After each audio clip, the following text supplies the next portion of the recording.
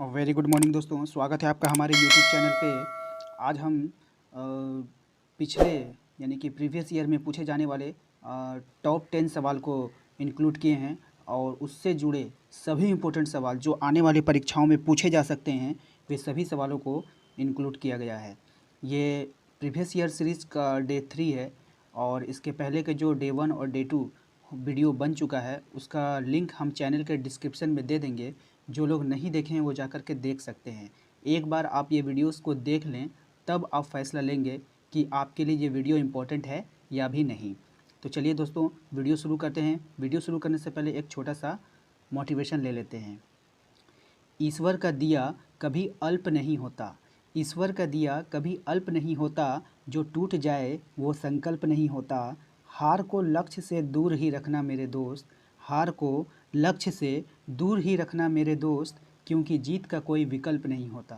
तो चलिए दोस्तों शुरू करते हैं हम अपना पहला सवाल। हमारा पहला सवाल है कि भूकंप आने का क्या कारण है। ये सवाल जो है रेलवे में और पूछा गया है और इससे रिलेटेड जो भी इम्पोर्टेंट फैक्ट्स बनेंगे वो सभी इन सवाल में इंक्लूड किया जाएगा। तो वीडियो में पूरा बने रहिएगा, वीडियो काफ़ी इंपॉर्टेंट होने वाला है। तो हमारा पहला सवाल है भूकंप आने का क्या कारण है। तो इसका जवाब है कि पृथ्वी का विवर्तनिक प्लेटों की गति, पृथ्वी की जो विवर्तनिक प्लेटें होती है उसकी गति ही भूकंप आने का कारण है। चलिए इनसे इम्पोर्टेंट जो फैक्ट्स निकल कर आ रहे हैं वो देख लेते हैं। पृथ्वी के 7 महत्तम प्लेटें से निर्मित है। पृथ्वी 7 नहीं होगा, 7 होगा यानी कि 7। पृथ्वी जो है वो 7 महत्तम प्लेटों से निर्मित है। और भूकंप का अध्ययन सिस्मोलॉजी में होता है। भूकंप का अध्ययन किस में होता है? सिस्मोलॉजी में होता है। नेक्स्ट है हमारा सिस्मोग्राफ में भूकंप का अध्ययन ग्राफिक विधि से होता है। सिस्मोग्राफ में भूकंप का अध्ययन ग्राफिक विधि से होता है। रिक्टर पैमाने पर भूकंप का मापा जा सकता है उसकी तीव्रता को, रिक्टर पैमाने पर भूकंप को उसकी तीव्रता मापा जा सकता है। भूकंप के केंद्र के ठीक ऊपर स्थित सतह पर स्थित बिंदु को भूकंप का अधिकेंद्र कहते हैं। यानी भूकंप के केंद्र के ठीक ऊपर स्थित पृथ्वी पे जो बिंदु होगा वहाँ पर भूकंप का अधिकेंद्र कहलाता है। चलिए हमारा दूसरा सवाल है कि ऑडियो हैंडफोन की सबसे पहली जोड़ी 1910 में किसने बनाई। ऑडियो हैंडफोन की सबसे पहली जोड़ी 1910 में किसने बनाई। दोस्तों ये सभी सवाल एग्ज़ाम में पूछे गए हैं, ठीक है, इसलिए सभी सवाल इम्पोर्टेंट है। ऑडियो हेडफोन की सबसे पहली जोड़ी 1910 में किसने बनाई। तो इसका सही जवाब हो जाएगा Nathan E L Baldwin, Nathan E L Baldwin. हमारा तीसरा सवाल है कि पानी से हाइड्रोजन को अलग करने की प्रक्रिया को क्या कहा जाता है। पानी से हाइड्रोजन को अलग करने की प्रक्रिया को क्या कहा जाता है। इसका सही जवाब है विद्युत विघटन, ठीक है। चलिए इससे इम्पोर्टेंट जुड़े जो फैक्ट्स निकल कर आ रहे हैं कि विद्युत अपघटन का नियम माइकल फैराडे ने दिया है।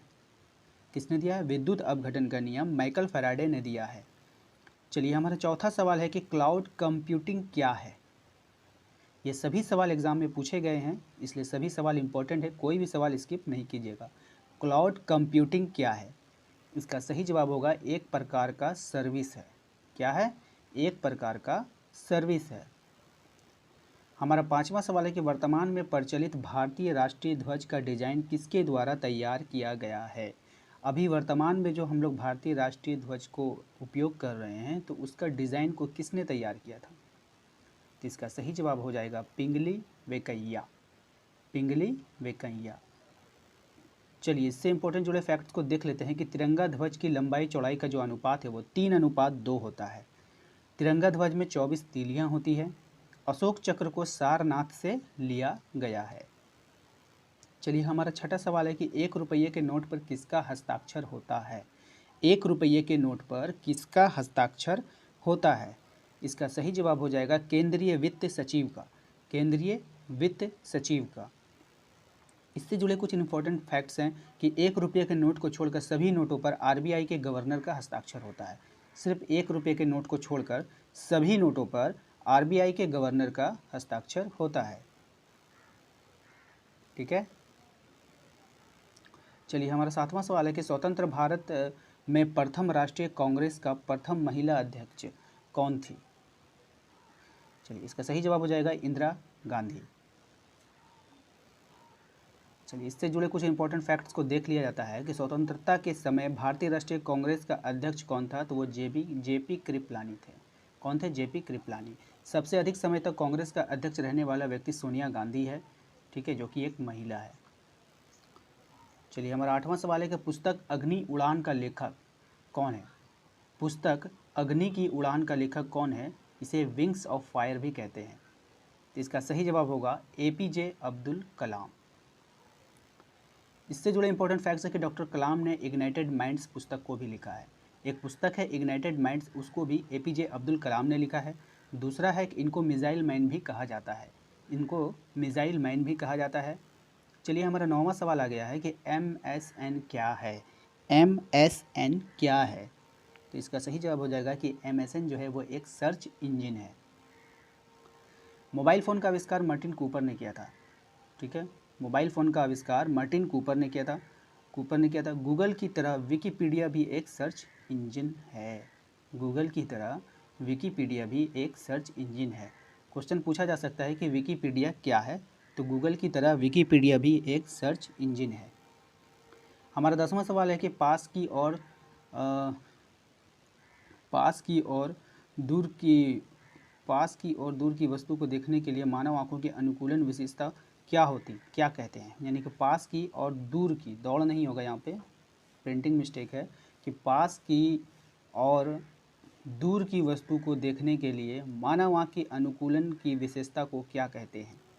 तो इसका सही जवाब होगा सामंजस्य। क्या कहते हैं? सामंजस्य कहते हैं। चलिए, इससे जुड़े इंपॉर्टेंट फैक्ट्स को देख लेते हैं कि मानव नेत्र की स्पष्ट दृष्टि की न्यूनतम दूरी जो होती है वो 25 सेंटीमीटर होती है। दूसरा है हमारा कि निकट दृष्टि दोष से ग्रसित व्यक्ति नज़दीक की वस्तु को देख लेता है किंतु दूर की वस्तु को नहीं देख सकता है। अच्छा, निकट दृष्टि दोष वाले व्यक्ति की लेंस की गोलाई बढ़ जाती है और लेंस की फोकस दूरी घट जाती है।